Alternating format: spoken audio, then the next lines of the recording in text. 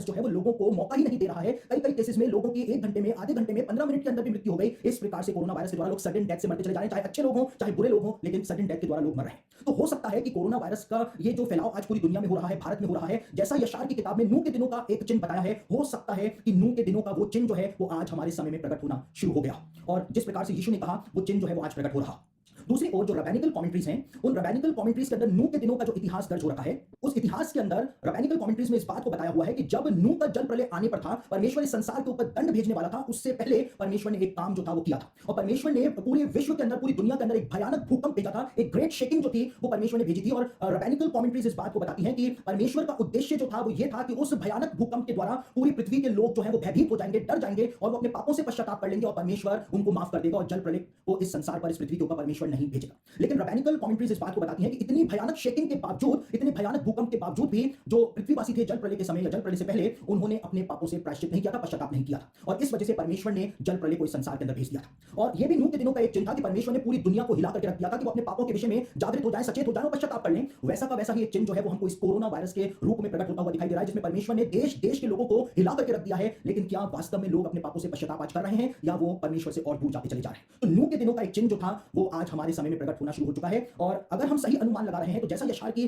पुस्तक के अंदर बताया हुआ है और जैसा यीशु ने संकेत दिया था, अगर ये वैसा का वैसा ही हो रहा है तो अब हम अंत के दिनों के भी अंतिम चरण के अंदर अब आ गए हैं, लास्ट फेज के अंदर आ गए हैं और कभी भी यीशु मसीह का दूसरा आगमन इस संसार के अंदर हो सकता है। साथ ही साथ एक और बहुत महत्वपूर्ण बात जो यहां पर हमको समझनी पड़ेगी